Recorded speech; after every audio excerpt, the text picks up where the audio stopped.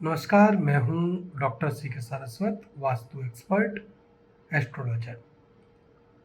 एक केस के ऊपर चर्चा करूंगा कि कैसे छोटी से छोटी चीजें भी हमें बहुत बड़े स्तर पर प्रभावित कर सकती हैं। हमें ऐसा लगता है कि वास्तु और एस्ट्रोलॉजी ये विज्ञान नहीं, एक अंधविश्वास है। लेकिन जब हमें करोड़ों खरबों का नुकसान होने लगता है ना, तो हमें सबसे पहले इन्हीं एस्ट्रोलॉजर और वास्तु एक्सपर्ट्स की याद आती है। मैं सिलवासा और दादरा नगर हवेली में अभी कार्य कर रहा हूँ मुख्य रूप से। ये कॉल मुंबई और दादरा नगर हवेली के बॉर्डर से एक कॉल थी। गुजरात में फैक्ट्री लगती है ये। फैक्ट्री लगाई गई, एक साल में फैक्ट्री लगाई गई, बड़ी बड़ी मशीनें विदेश से मंगाई गई और धागे की फैक्ट्री के लिए ये सारा कार्य किया गया था और मशीनें भी लगी थी। सब कुछ सेट था एकदम।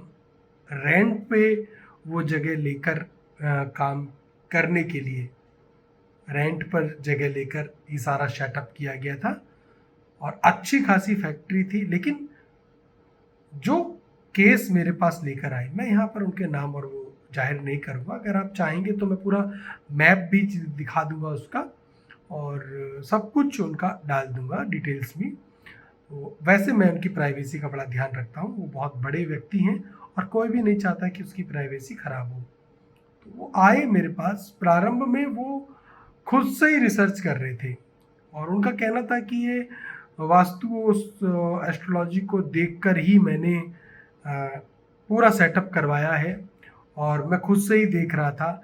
लेकिन जब अचानक ये सब कुछ सेटअप हो जाने के बाद भी उनके बच्चे भी हैं, सभी ने पूरा जोर लगा लिया, दम लगा लिया, लेकिन फैक्ट्री चल नहीं पाई। छोटे मोटे लोगों को बुलाकर भी पूरा दिखाया गया। मेजर रूप से जब मेरे पास एक केस आया और मेरी पहली विजिट मुझे याद है जब हुई, तो पहले तो एक मैप दिया गया था। उस मैप पर काफ़ी हद तक देखने पर जो शेड बनाया गया था जहाँ पर कि मशीनें, भारी भारी मशीनें कार्य करनी थी, वो ब्रह्म स्थान पर पीड़ित थी। नाभि दोष और ब्रह्म स्थान पूरी तरीके से पीड़ित दिख रहा था। पहली दृष्टि में ही मैंने ऐसा बोला कि इसमें ब्रह्म स्थान पीड़ित नजर नहीं है, पीड़ित नजर आ रहा है। और दिक्कत यहाँ उनसे क्या हुई कि वो जिस हिसाब से ब्रह्म स्थान निकाल रहे थे ना, तो बिना किसी डिग्री के और गलत दिशाओं से मैप के ऊपर केवल उन्होंने क्रॉस किया, मध्य लिया और वो मध्य में जो एक ही स्थान था उसको ही ब्रह्म स्थान मान रहे थे, जबकि असल में ब्रह्म स्थान का एक दायरा होता है। यदि आप वास्तुशास्त्र पढ़ेंगे, थोड़ा डीप जाएंगे, तो आपको दिखेगा कि एक दायरा होता है कि जो बिंदु निकलता है उसके आसपास भी क्षेत्र होता है। तो मैंने विजिट की वहाँ पर और ब्रह्म स्थान तो मैं बहुत बाद में देखने गया। उससे पहले एक बड़ी इंटरेस्टिंग मैंने चीज़ देखी जो शायद मुझे ऐसा लगता है कि किसी और ने नहीं देखी थी। इसमें था तीन चीजें मैं जोड़ूंगा कि तीन चीजें जो थी उसका मैं जिक्र कर रहा हूं जो, और ये मैं केस आपसे इसलिए शेयर कर रहा हूं कि इसमें प्रैक्टिकल नॉलेज ना होकर एक बड़ी सामान्य सी जानकारी है जो आपको निश्चित रूप से पता होनी चाहिए। आप भी अपने कार्य क्षेत्र में गलती कर सकते हैं, इसमें कोई प्रैक्टिकल नॉलेज नहीं है। हाँ, एक ब्रह्म स्थान वाली केवल प्रैक्टिकल नॉलेज है, बाकी तो आप भी जाके देखिए। यदि आपके भी बिजनेस में, ऑफिस में, कार्यालय में, इंडस्ट्रियल जो भी आप चीज़ लगा रहे हैं, औद्योगिकीकरण किसमें, तो वहाँ अगर समस्या है तो ये चीज़ नोट कीजिएगा। एक तो घुसते ही मैंने देखा कि एक नींबू का पेड़ वहाँ लगा था।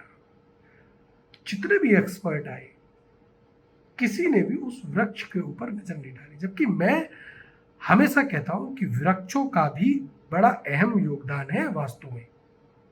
वास्तु शास्त्र में यदि आप डीप नॉलेज करेंगे तो इसके ऊपर तो पूरी कई की कई पुस्तकें लिख दी गई हैं। वृक्षों के ऊपर कौन से पेड़ होने चाहिए, कौन से नहीं होने चाहिए, पेड़ कहाँ से लेने चाहिए। उससे भी बढ़कर और उससे भी बड़ी बात मैं आपको बता रहा हूँ, पेड़ किस मुहूर्त में लग रहे हैं, किस नक्षत्र में लग रहे हैं, हम लगा रहे हैं। और यहाँ तक कि भूमि पर, यदि भूमि कच्ची है पूरी, कोई उस पर कंस्ट्रक्शन नहीं हो रखा है, उसके ऊपर खड़े हुए पेड़ों को देखकर आप वहाँ की मिट्टी का ज्ञान बता देंगे, यदि आपने डीप नॉलेज की है तो। वास्तु शास्त्र को आप ऐसे ही हल्का फुल्का या अंधविश्वास से जोड़कर मत देखिए। हजारों साल पुरानी एक परंपरा है जो कि अभी तक चली आ रही है। राजा महाराजा बड़े बड़े, हाँ ये मैं बोल सकता हूं कि निचले स्तर के लोगों के लिए ये वास्तुशास्त्र नहीं। अब निचले स्तर मतलब जो कि इसको अंधविश्वास मान रहे हैं।